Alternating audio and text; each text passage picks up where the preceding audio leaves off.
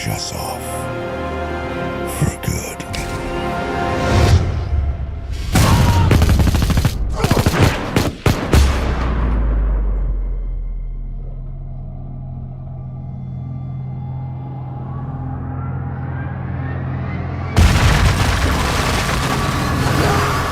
Hello, welcome to What the Flick, Christy and Alonzo. We have a very early review for you of War for the Planet of the Apes. It does not come out until July 14th. They showed it to us like 2 weeks ago, right? Like they were really proud of this and really ready to show this. Is it opening in Europe first? Is it one of those deals? I don't know. Or? All I know is that we saw it super early, and I'm really, really glad we did. So Alonzo is going to describe it to you. So this is the third and final entry in the Apes reboot. Caesar and his troops are living in the forest and trying to find a homeland for their own to get away from all the humans who want to kill them, but the humans want to kill them, and they are led by Woody Harrelson, who is running a military base that is capturing a lot of apes for slave labor because he's got some nefarious plans of his own. Can Caesar stop him? Take a look. All of human history has led to this moment. The irony is we created you. And nature has been punishing us ever since. This is our last stand. And if we lose,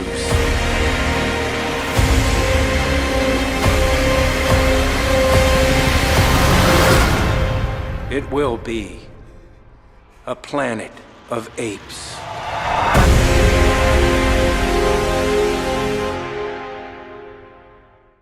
I love this movie. I was totally blown away by it. It is top 10 material. Wow. Yes, I know. You're like, whoa, calm down, girl. No. Bring it down. No, but it's really, I was so blown away by how much it does so well. And we talk a lot about being different kinds of movie all at once. And this is thrilling, and it is terrifying, and it is surprisingly deeply emotional. I mean, you really, really come to care about these characters. The visual effects on this are amazing, like spectacularly tactile. I keep saying tactile and seamless. Like I said all the same stuff about Okja. Yes. You're gonna see them on the biggest screen. You will believe in a giant pig and you will believe in an ape army on horseback. Maybe gun-toting, rifle-toting apes on horseback. Maybe they can be friends with Okja. I don't think so though. Well, they're herbivores. I mean, Andy Serkis.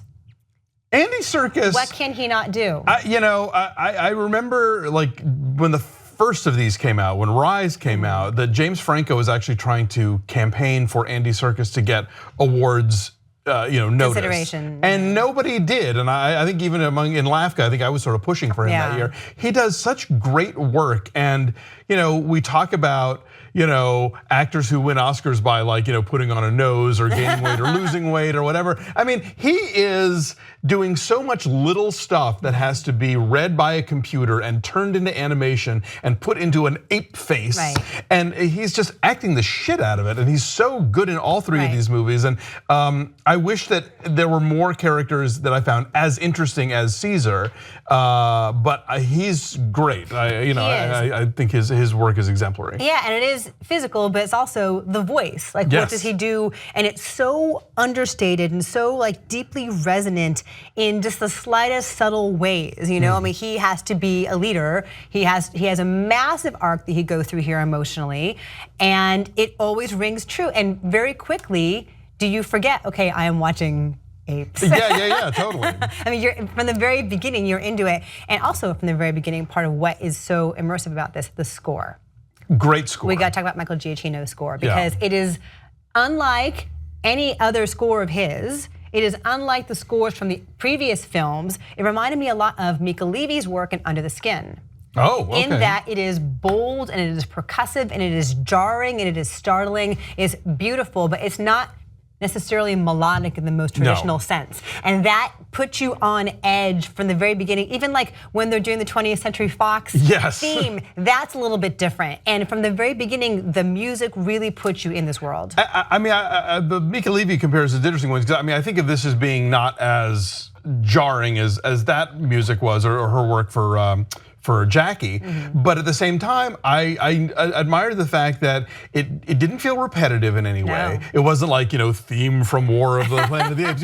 Like there were different things that he brought to each moment, and also different orchestrations from scene to scene. So like sometimes it would be, like a full, sort of orchestra going, but then other times it would be just the percussion drums, stuff. And I about midway through, I was like, who did this music? This is a really great score. Because you would never know that it was, the Pixar guy. Exactly. Who also did, we saw, Matt and I saw Spider-Man last night, and he also did the score for that. Oh, cool, okay. Which is also very different, big rollicking comic book movie. I like War a lot, and I liked it more than Dawn, but not as much as Rise. Okay. And I think one reason I might be a little less enthusiastic than you is that I felt like I was really admiring in the first third or so what the movie was portraying about Caesar's sort of personal vendettas versus his responsibilities as a leader.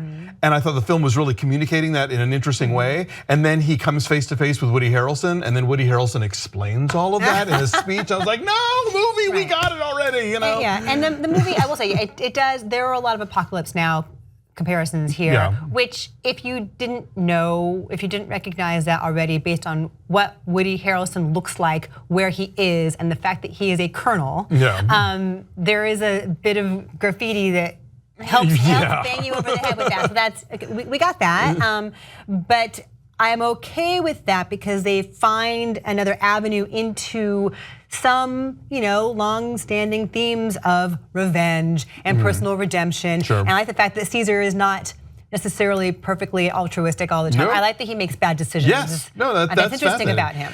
I totally agree, and the movie sort of he kind of calls him on it, and he understands that that's happening. I will say this is a movie that visually quotes John Ford and textually quotes the Old Testament, and it earns them both. Yeah, no, there is some really cool camera work here, and not necessarily, hey, look at me, I'm doing something different, but a way that's like, oh wow, like some overhead stuff in the jungles that really just take your breath away. And yeah, I was the production design I thought was great. Like at one point they come upon this sort of abandoned ski resort, and so it's this big, lush, sort of grand hall, but like covered in frost. And where the apes are living at the beginning of the movie is this sort of cave behind a waterfall. Like there are a lot of really the military base even I thought was kind of an interesting space in the way that it was set up. So I mean, there's a lot of great craft here, and I like this movie a lot. I mean, if I seem lukewarm, it's only because like you super love it, but I like it a lot. Oh, blame me. No, I'm just saying relatively. I'm not top 10ing it, but I like it a lot. I think it's very well done. We should mention also really fast,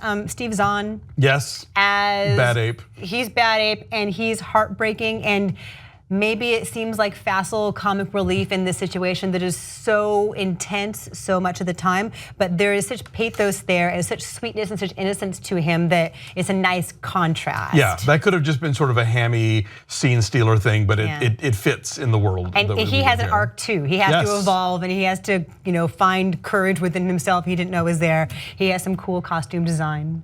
Yes, definitely. Steve Zahn ape does. Yeah, craft and care. Those are good words to describe this. And yes, it is a massive spectacle, a massive CGI spectacle, but it's really intimate. Matt Reeves, we have not said the words Matt Reeves yet. Matt Reeves, you're amazing. And so much of this is shot in close-up, like really extreme close-up, like of just the face or just the eyes. And that gives such a connective human quality to the way we respond to these characters, and you can really wallow in the detail of the CGI. And anyway, and for those keeping score at home, again, not enough for Judy Greer to do. Oh right, yeah, Judy Greer is the wife. Judy Greer is Caesar's wife. I totally forgot about that until later on. But yeah, no, this is terrific, and it's funny. Like this trilogy, I think, doesn't get the hype that a lot of the big franchises do right now, but it sort of very quietly, I think, has been very effective as a reboot, but as a thing unto itself, and as a like hit it and quit it. Like they're gonna, this is over. Like it's stopping it after 3, and like it's well done. And it does catch you up, kind of like Rogue One. It does catch you up at the end to where things will be in the beginning of the next thing, kind of. You see the seeds being planted. If they not up to the second like Rogue One is, but No. like you see the seeds being planted with certain characters and Absolutely. settings, and it all works kind of seamlessly. And it's, if you love these movies, like I don't necessarily love the old ones, but if you love them, I think you'll appreciate the ways that they incorporate definitely, themselves yes. into that universe. And one last thing, we talked. I wish Ben were here because we had that discussion when we talked about Wonder Woman about whether or not it was a film that sort of accurately portrayed the horrors of warfare. And I thought Wonder Woman did a good job of it. I think this film is really interesting with that as well because it puts you in this mindset of, well, you're siding with the apes, but the other side is humanity, which is presumably what everyone who buys a ticket to this movie is on that team, And so you come to realize, oh God, this is a no-win situation. Like I root for one side, I am the other side, and a lot of people are about to die, and a lot of apes are about to die, and that's not a good thing. No, it definitely makes you question as you're going along who you are siding with, and yes, and the war scenes are brutal, but also kind of beautiful at times too. Like there's like the thing in the cave with the rifle when it goes off. Yes. There's like lighting that happens in the cave. Anyway, that's all I'm gonna say. It's great. I loved it. 9.5. I said 7.5. Solid. I think one of the better sort of summer movies this year.